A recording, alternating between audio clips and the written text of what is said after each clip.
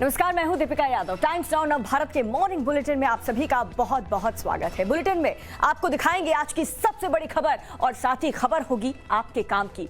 Bulletin में उन खबरों की पड़ताल भी करेंगे जो सोशल मीडिया पर भ्रम पैदा कर रही है। लेकिन सबसे पहले देखिए पॉलिटिक्स, क्राइम और खेल जगत की कुछ बड़ी खबरें। उत्तर प्रदेश की योगी सरकार आज प्रदेश में अन्न महोत्सव का आयोजन कर रही है। इस दौरान प्रधानमंत्री मोदी गरीब कल्याण अन्न योजना के तहत राज्य की कुछ चुनिंदा उचित मूल्य दुकानों पर मौजूद लाभार्थियों से वीडियो कॉन्फ्रेंसिंग के जरिए बात करेंगे। अयोध्या नगरी में श्री राम जन्मभूमि पर राम मंदिर भूमि पूजन के 1 साल पूरे होने पर आज विशेष आयोजन की तैयारी है। श्री राम जन्मभूमि तीर्थ क्षेत्र ट्रस्ट की तरफ से आयोजित कार्यक्रम में मुख्यमंत्री योगी आदित्यनाथ यजमान की भूमिका में होंगे। एसपी प्रमुख अखिलेश यादव जनेश्वर मिश्र के जन्मदिन पर लखनऊ में आज साइकिल चलाकर पार्टी कार्यकर्ताओं में जोश भरेंगे। इस दौरान अखिलेश महंगाई, कृषि कानून, बेरोजगारी समेत कई मुद्दों पर सरकार को घेरने की कोशिश भी करेंगे। भारतीय युवा कांग्रेस आज राष्ट्रीय अध्यक्ष श्रीनिवास बीवी के नेतृत्व में महंगाई और बेरोजगारी के खिलाफ संसद का घेराव करेगी। इसके लिए देश भर के युवा कांग्रेस कार्यकर्ता दिल्ली में जुट रहे हैं। राहुल गांधी 9 अगस्त को श्रीनगर जाएंगे। आर्टिकल 370 हटने के बाद जम्मू कश्मीर का ये उनका पहला दौरा है। इस दौरान वो पार्टी कार्यकर्ताओं से मुलाकात करेंगे। दिल्ली में 9 साल की मासूम के साथ रेप और हत्या की जांच के सिलसिले में आज क्राइम ब्रांच की टीम स्पॉट पर जाएगी। इस दौरान टीम सबूत खंगालने की कोशिश करेगी। इस दौरान टीम केस से जुड़े लोगों के बयान भी दर्ज करेगी। धनबाद में डीजे उत्तम आनंद की मौत के मामले में सीबीआई ने किया केस दर्ज। झारखंड सरकार ने बीते 1 अगस्त को इस मामले की सीबीआई जांच की सिफारिश की थी। केरल के आईएसआईएस मॉड्यूल मामले में सीबीआई ने कल देश के कई इलाकों में छापेमारी की है। इस दौरान सीबीआई ने कर्नाटक और जम्मू कश्मीर से 4 लोगों को गिरफ्तार किया है। 2 लोगों को जम्मू कश्मीर के बांदीपोरा और श्रीनगर और 2 को कर्नाटक के मैंगलोर और बेंगलुरु से गिरफ्तार किया गया। बिहार के नालंदा में जमीन विवाद को लेकर 2 पक्षों के बीच हिंसक झड़प हो गई। कहासुनी से बात इतनी बढ़ गई कि विवाद खूनी संघर्ष में बदल गया। दोनों पक्षों के बीच हुई गोलीबारी में 6 की मौत हुई। हरियाणा पुलिस ने युवक के जहर पीकर सुसाइड करने के मामले में केस दर्ज कर लिया है। युवक के खिलाफ भिवानी की महिला डांसर ने अश्लील वीडियो भेजने को लेकर मामला दर्ज कराया था। आरोप है कि डांसर की तरफ से युवक पर पैसे के लिए दबाव बनाया जा रहा था। ओडिशा में पुरी के प्रसिद्ध जगन्नाथ मंदिर को खोलने की इजाजत दे दी गई है। 16 से 20 अगस्त तक सिर्फ स्थानीय लोगों के लिए मंदिर खोला जाएगा। 23 अगस्त से सभी के लिए मंदिर खुल जाएगा। मंदिर में प्रवेश के लिए आरटी-पीसीआर टेस्ट या वैक्सीनेशन सर्टिफिकेशन जरूरी होगा। व्हाट्सएप के आईफोन यूजर्स को व्यू वंस फीचर का अपडेट मिलने लगा है। व्हाट्सएप के व्यू वंस फीचर को ऑन करने के बाद एक बार मैसेज देखने के बाद मैसेज गायब हो जाएगा। व्हाट्सएप के व्यू वंस फीचर का इस्तेमाल फोटो, वीडियो और अन्य मैसेज के साथ किया जा सकता है। आधार कार्ड खो जाने पर भी आपका काम नहीं रुकेगा। यूआईडीआई ने अपने नए अपडेट में बताया है जिनका आधार कार्ड खो गया है वो ई आधार, एम आधार और आधार बीवीएस कार्ड के जरिए अपना काम कर सकते हैं। इंडियन आईटी कंपनियां जेंडर डाइवर्सिटी बढ़ाने पर फोकस कर रही हैं। इसके लिए इस साल आईटी कंपनियों ने कैंपस से लगभग 60,000 फीमेल ग्रेजुएट्स को भर्ती करने का प्लान बनाया है। देश में पुराने नोट बदलने और खरीदने के नाम पर बड़ा फर्जीवाड़ा हो रहा है। भारतीय रिजर्व बैंक ने इसे लेकर लोगों को आगाह किया है। बैंक ने कहा है कि लोग फर्जी ऑफर के झांसे में न आए। टोक्यो ओलंपिक में आज भारतीय पुरुष हॉकी टीम ब्रॉन्ज मेडल के लिए फाइट करेगी। भारत का मुकाबला जर्मनी से है। प्रधानमंत्री नरेंद्र मोदी ने पुरुष हॉकी टीम को जीत की शुभकामनाएं दी हैं। टोक्यो ओलंपिक में भारत का गोल्ड मेडल का सूखा खत्म हो सकता है। आज पहलवान रवि कुमार दहिया गोल्ड मेडल के लिए लड़ेंगे। उनका मुकाबला रूस के पहलवान जबूर युगेव से है। भारतीय महिला पहलवान अंशु मलिक के लिए आज बड़ा दिन है। प्री क्वार्टर में हार का सामना करने वाली अंशु मलिक को रेपेचेज में जगह मिली है। पहलवान अंशु मलिक के पास ब्रॉन्ज मेडल जीतने का मौका है। रेसलिंग में पहलवान दीपक पुनिया भी आज ब्रॉन्ज मेडल के लिए रिंग में उतरेंगे। दीपक पुनिया सेमीफाइनल में हार गए थे। वो फाइनल वाला दाव नहीं लगा सके और सेमीफाइनल के मुकाबले में अमेरिका के पहलवान से 10-0 से हार गए। भारत इंग्लैंड टेस्ट सीरीज का आज दूसरा दिन है। पहले दिन इंग्लैंड को भारतीय गेंदबाजों ने सिर्फ 183 रनों पर रोक दिया था। इसके बाद रोहित और राहुल ने भारत को ठोस शुरुआत दिलाई थी।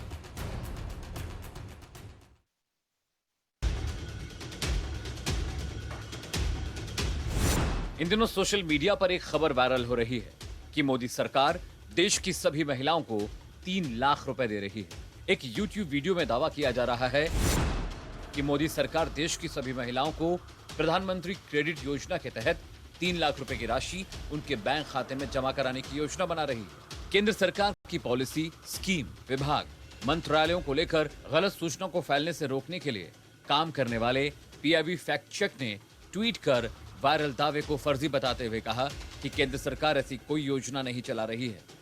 PIB फैक्ट चेक ने अपने आधिकारिक ट्विटर हैंडल से लिखा, एक YouTube वीडियो में दावा किया जा रहा है कि केंद्र सरकार प्रधानमंत्री क्रेडिट योजना के तहत सभी महिलाओं के खाते में 3 लाख की नगद राशि दे रही है। ये दावा फर्जी है। केंद्र सरकार द्वारा ऐसी कोई योजना नहीं चलाई जा रही है।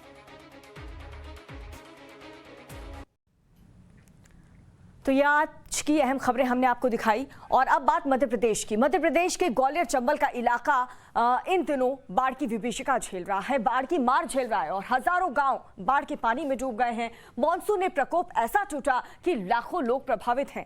क्या आम और क्या खास, हर कोई त्राही त्राही कर रहे हैं। देखिए रिपोर्ट।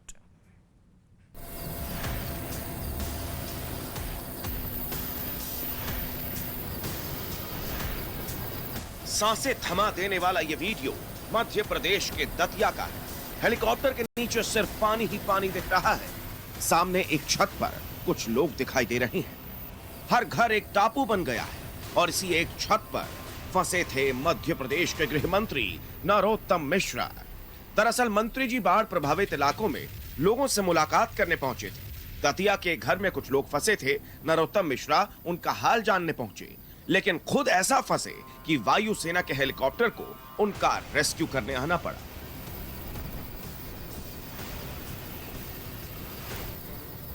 मध्य प्रदेश में बादलों ने आसमान से कहर बरपाई तो भारतीय वायुसेना दूत बनकर आई। मध्य प्रदेश में बाढ़ से सबसे ज्यादा प्रभावित शिवपुरी में एयरफोर्स के हेलीकॉप्टर लगे हुए हैं। बाढ़ के बीच अपने घरों में फंसे लोगों को लगातार एयरलिफ्ट करके सुरक्षित जगहों पर पहुंचाया जा रहा है। आसमान से एयरफोर्स तो जमीन और पानी में NDRF लोगों की जान बचाने का काम कर रही है। शिवपुरी के गोराटेला में सिंध नदी के पास एक कंस्ट्रक्शन कंपनी के करीब 30 से 40 मजदूर फंस गए। NDRF की टीम ने सभी वर्कर्स को रेस्क्यू किया। पानी के तेज बहाव के बीच पार पाना मुश्किल था। NDRF की टीम ने रस्सी के जरिए सभी मजदूरों की जान बचाई।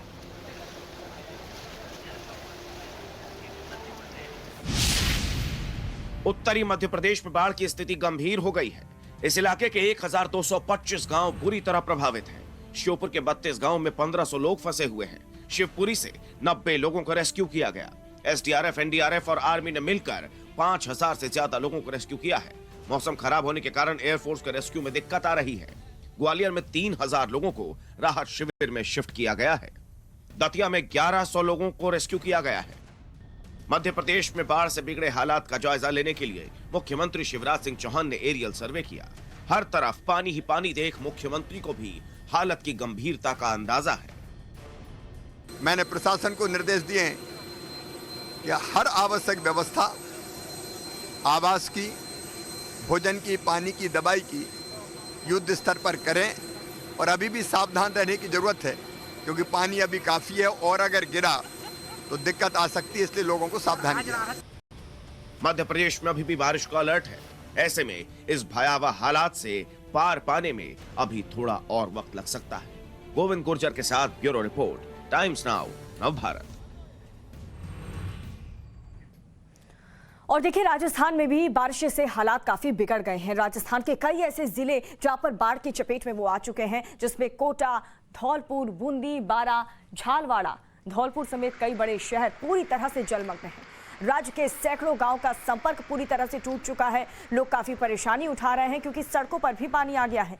चंबल नदी उफान पर है। आप देख सकते हैं एसडीआरएफ की कमांडेंट पंकज चौधरी ने ये बात भी बताई कि करौली के मंडवाल में चंबल नदी के बहाव में फंसे 67 लोगों को सुरक्षित बचा लिया गया है, जबकि कोटा के इटावा गांव में एक खेत में बने एक घर में फंसे 4 पुरुष और 2 महिलाओं को बचा करके उन्हें सुरक्षित स्थान पर पहुंचा दिया गया।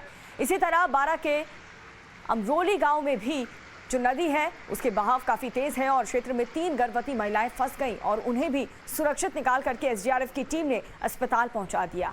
बारा, कोटा, धौलपुर, झालवाड़ा, करौली, दौसा, बूंदी, सवाई माधोपुर के कई इलाके हैं जो पिछले कई दिनों से भारी बारिश के चलते जलमग्न हो चुके हैं। तो ये तस्वीर आप देखिए, एसडीआरएफ की टीम लगातार मौके पर मौजूद है और रेस्क्यू कर रही है क्योंकि इस बार बारिश में कई लोग फंसे हुए हैं और उन्हें एक एक करके बाहर निकाला जा रहा है। काफी गंभीर परिस्थिति में इस वक्त एसडीआरएफ की टीम डटी हुई है, काम कर रही है। मकान के नीचे 7 जानें दबी हुई थी। देखिए कितनी मशक्कत यहाँ पर एसडीआरएफ की टीम कर रही है और उन लोगों को बाहर निकालने की कोशिश, प्रयास लगातार किया जा रहा है। तो देखिए सैकड़ों गांव इस बाढ़ बारिश की चपेट में आ चुके हैं। कईयों का संपर्क टूट चुका है। लोगों को आने जाने में दिक्कत हो रही है। कार लोगों की डूब चुकी है, गाड़ियां, रास्ते नहीं दिख रहे। आप देखें अगर हर तरफ, तो आपको हर तरफ पानी ही पानी नजर आएगा। और राजस्थान में बाढ़ का सबसे ज्यादा कहर कोटा में देखने को मिला और यहां पर हर एक घाट टापू बन गया है। जहां तक नजर आपकी जाएगी सिर्फ आपको पानी ही पानी नजर आएगा। टाइम्स नाउ नव भारत की टीम ग्राउंड जीरो पर पहुंची और रेस्क्यू टीम के साथ जाकर लोगों का हाल भी जाना। देखिए, ये राजस्थान के कोटा का नज़ारा है, लेकिन आप यकीन मानिए कि ये चंबल का नज़ारा नहीं है।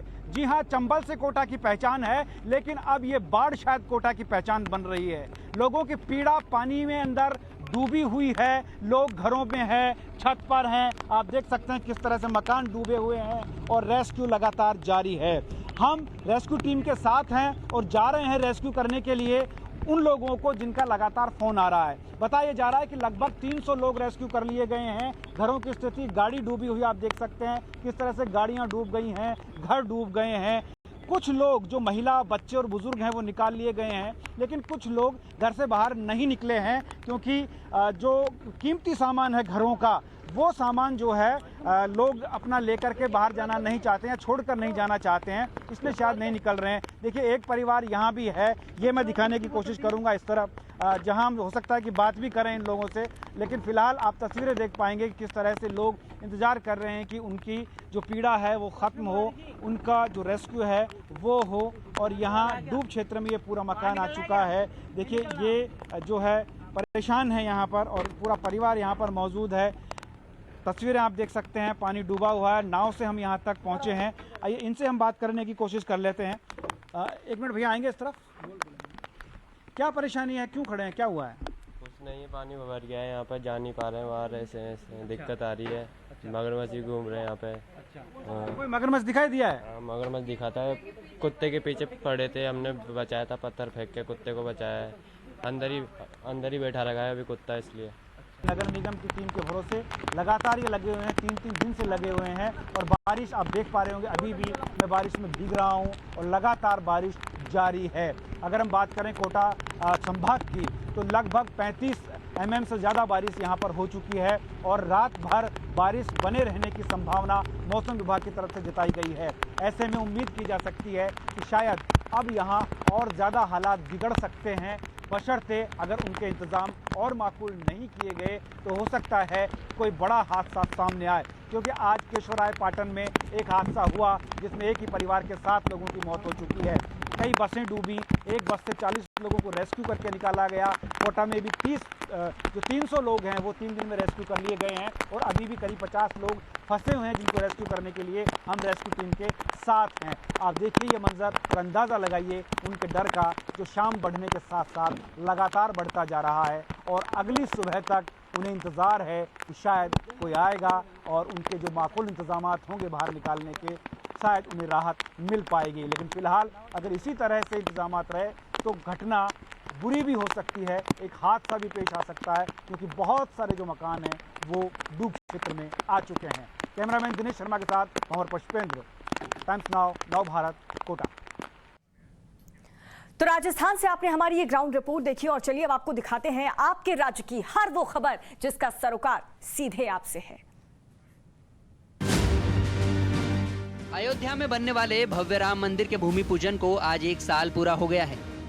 सुप्रीम कोर्ट से फैसला आने के बाद पिछले साल 5 अगस्त को पीएम नरेंद्र मोदी ने मंदिर की आधारशिला रखी थी। इसीलिए राम दरबार में आज होने वाले खास कार्यक्रमों में शामिल होने सीएम योगी आदित्यनाथ अवध में रहेंगे और अन्न महोत्सव में शामिल होंगे। कार्यक्रम में पीएम मोदी भी वर्चुअली जुड़ेंगे। राम भक्तों के लिए मंदिर से जुड़ी एक और खुशखबरी सामने आई है। विश्व हिंदू परिषद की ओर से कहा गया है कि 2024 में श्रद्धालु भव्य राम मंदिर में रामलला के दर्शन कर सकेंगे। देश के सबसे बड़े वास्तुकार, देश के सबसे बड़े इंजीनियर्स, आर्किटेक्ट्स सब लोग इस धुन में लग गए हैं कि राम जी का मंदिर दुनिया में अद्भुत बनेगा और भगवान ने चाहा तो 2024 में राम जी को उनके भवन में विराज कर आप सबको उनके दर्शन के लिए हम निमंत्रित कर सकें। रामलला को आज पीले रंग की खास पोशाक पहनाई जाएगी। बता दें कि करीब 120 एकड़ में बनने वाले राम मंदिर कैंपस में कई सुविधाएं होंगी। इसको लेकर देश भर के करीब 65 करोड़ लोगों ने डोनेशन दिया है।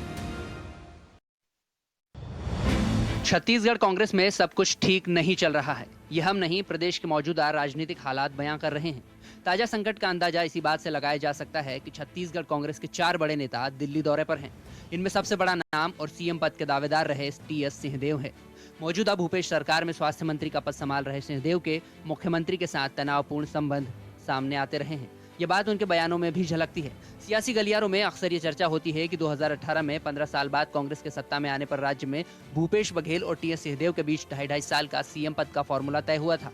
लेकिन जून में ही राज्य सरकार के 2.5 साल पूरे हो गए हैं, लेकिन सीएम का चेहरा नहीं बदला गया। अब सिंहदेव के साथ ही पीसीसी चीफ मोहन मरकाम, विधानसभा अध्यक्ष चरणदास महंत और गृह मंत्री ताम्रध्वज साहू दिल्ली पहुंचे हैं। हाल ही में विधायक बृहस्पति सिंह पर हमला और दुर्ग मेडिकल कॉलेज के निजीकरण को लेकर सीएम भूपेश और सिंहदेव में मतभेद बढ़ गए हैं। अब देखना होगा कि आलाकमान इस मुद्दे को पंजाब की तरह सुलझाता है या फिर राजस्थान की तरह ये ड्रामा लंबा चलता रहेगा। लेकिन सवाल ये भी है कि कहीं सरगुजा राज परिवार के सिंहदेव पड़ोसी राज्य एमपी में सिंधिया की तरह सरकार तो नहीं पलट देंगे।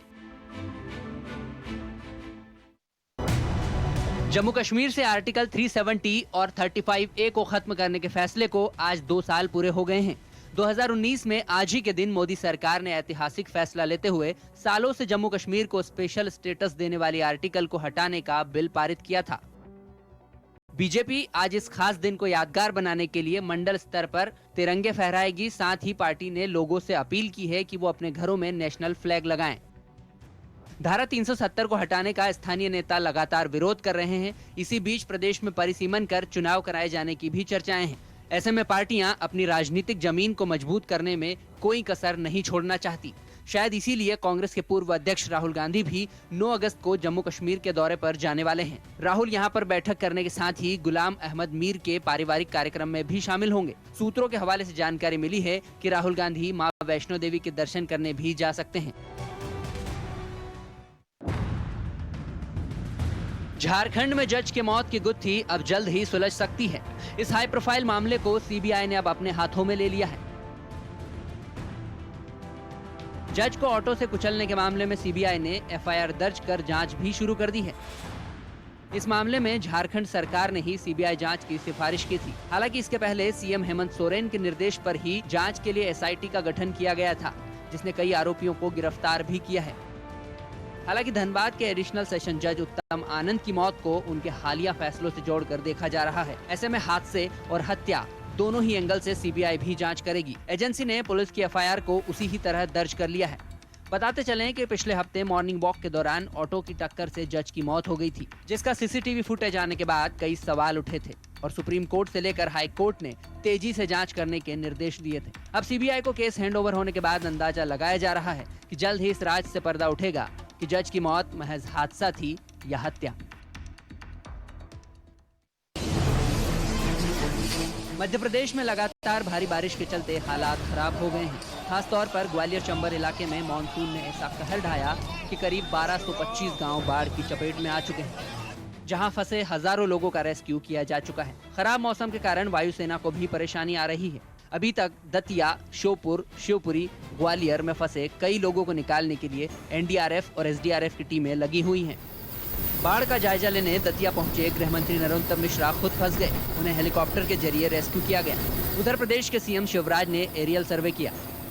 मैंने प्रशासन को निर्देश दिए हैं कि हर आवश्यक व्यवस्था आवास की, भोजन की, पानी की, दवाई की युद्ध स्तर पर करें। और अभी भी सावधान रहने की जरूरत है क्योंकि पानी अभी काफ़ी है और अगर गिरा तो दिक्कत आ सकती है, इसलिए लोगों को सावधानी है। कुछ इसी तरह के हालात राजस्थान में भी बने हुए हैं, जहां के बारा, कोटा, बूंदी, सवाई माधोपुर, झालावाड़, भीलवाड़ा और टोंक में लगातार बारिश से इलाके जलमग्न हो गए हैं। केशवराय पाटन में मकान गिरने से 7 लोगों की मौत भी हुई है। राजस्थान में कई जगह बाढ़ में फंसे लोगों को निकालने के लिए रेस्क्यू ऑपरेशन लगातार जारी है।